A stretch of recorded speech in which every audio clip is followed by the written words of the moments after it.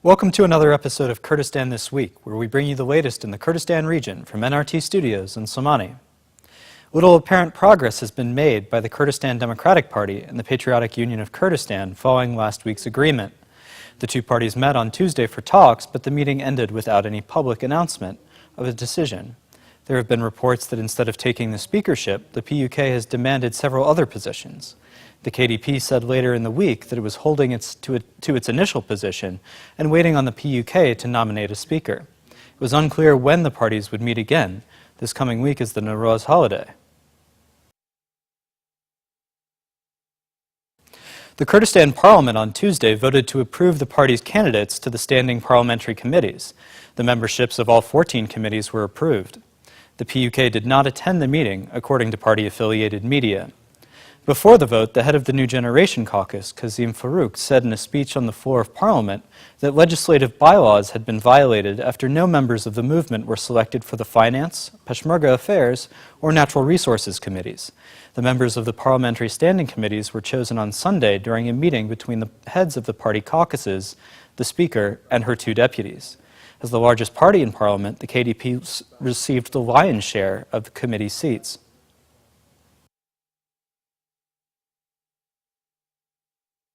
On Wednesday, security forces in Somani arrested 7 people accused of staging a brazen daylight robbery in the city the previous day, in which thieves made off with more than 1 billion Iraqi dinars, or nearly $1 million in cash.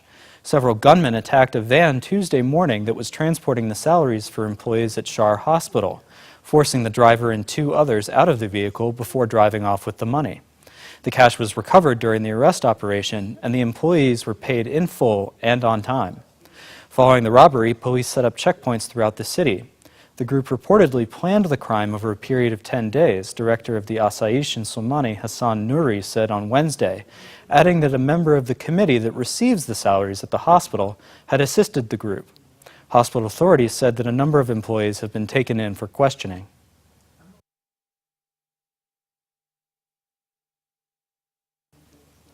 On Wednesday, the U.S. State Department released its country reports on human rights practices and highlighted numerous human rights violations committed by the government of Iraq, the Kurdistan Regional Government, and non-state groups. The 64-page section that focused on Iraq and the Kurdistan region contains a staggering array of violations, including unlawful or arbitrary killings by members of the security forces and non-state groups, forced disappearances, torture, restrictions on free expression, the press, and the internet, widespread official corruption, violence against and restrictions on women, violence against LGBTI persons, violence against IDPs, and restrictions on worker rights. The department said that impunity effectively existed for Iraqi and Kurdish officials accused of human rights abuses, even if alleged violations were found by Baghdad or Erbil during internal investigations.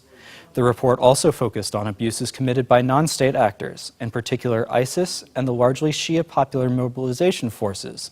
The reports are produced annually by the department's Bureau of Democracy, Human Rights, and Labor and catalog violations of individual, political, civil, and labor rights around the world. KRG Coordinator for International Advocacy, Dindar Zabari, responded on Friday, saying that the accusations had been previously addressed. Links to the full report and the section on Iraq can be found on NRT's website.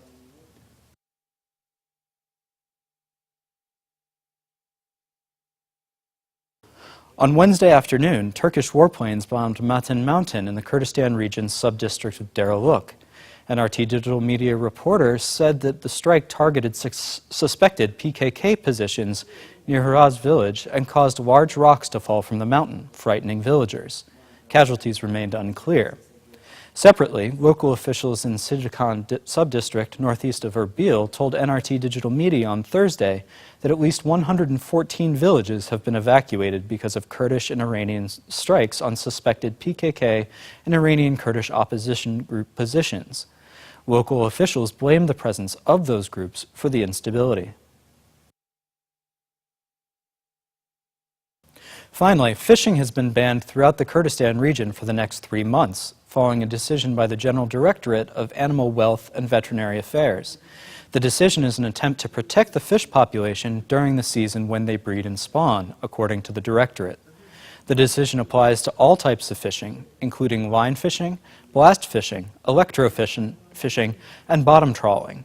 The ban will end on June 14th. Thanks for tuning in to this episode of Kurdistan This Week. If you'd like more information on these stories and others, check out our website, nrttv.com/en, and be sure to like us on Facebook and follow us on Twitter.